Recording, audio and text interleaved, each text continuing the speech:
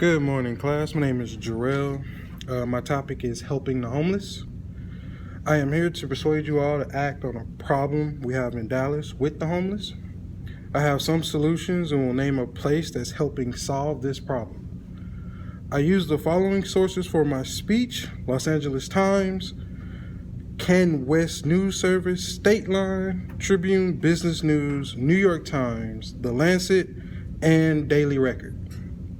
From SIRS and e-library databases. For my call of action, I found a local Dallas organization who is working to solve this problem at www.hccdallas.org.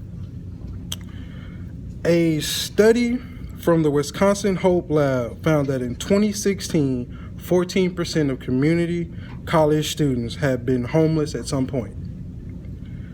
My fellow students and colleagues, do you have someone in your family or know someone who's homeless? If you do not, just look around. Most of us encounter homeless people on a daily basis, on our way to school, work, the store. Even the guy or girl next to you may be one step away from being homeless. To help combat the growing rise of homelessness, cities across the U.S. are enlisting public libraries to help fight this problem. The public library offers them access to public restrooms and will allow them to search for jobs as well as access to other social services. First, let me identify the problem for us here in the Dallas area. Homelessness doesn't just affect Dallas, Texas. It is a global problem. Over the years, the cost of living has been steadily increasing, while the increase in income has remained stagnant. This has caused an increase in homelessness because people are finding it harder and harder to meet their basic needs. Other factors that lead to homelessness are mental disabilities, drug abuse, family conflict, and other health-related issues, along with the lack of employment opportunities for low-skilled workers and the absence of low-cost housing. Homeless people also put a strain on our healthcare system because they have no way of paying for any care they receive. In a report by The Lancet, a study done on the U.S. homeless population showed that tuberculosis infection were 40 times higher amongst the homeless compared to the general population.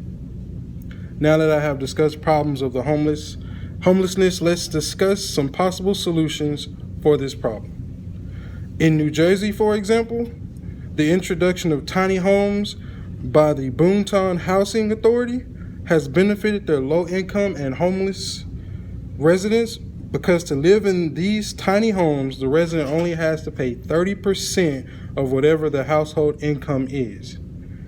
In Rockingham, North Carolina, some of their community colleges have open job training programs for the homeless to teach them the necessary skills they will need to secure and maintain a job. This program will also teach them how to achieve self-sufficiency. In Salt Lake City, they put an end to the large, oversized homeless shelters and shifted over to smaller shelters. With this change, the shelters are now specialized to better treat individual needs. These shelters will also be able to assist those who stay 6 months or more into getting housing, which will help free up shelter beds for people who are able to get back on their feet quickly. Now we shall see how these solutions listed above will help. Bringing the Tiny Homes Project to Dallas, or even the state of Texas that has a lot of undeveloped land, would be a big impact on the homelessness by allowing the creation of a different kind of low-income housing.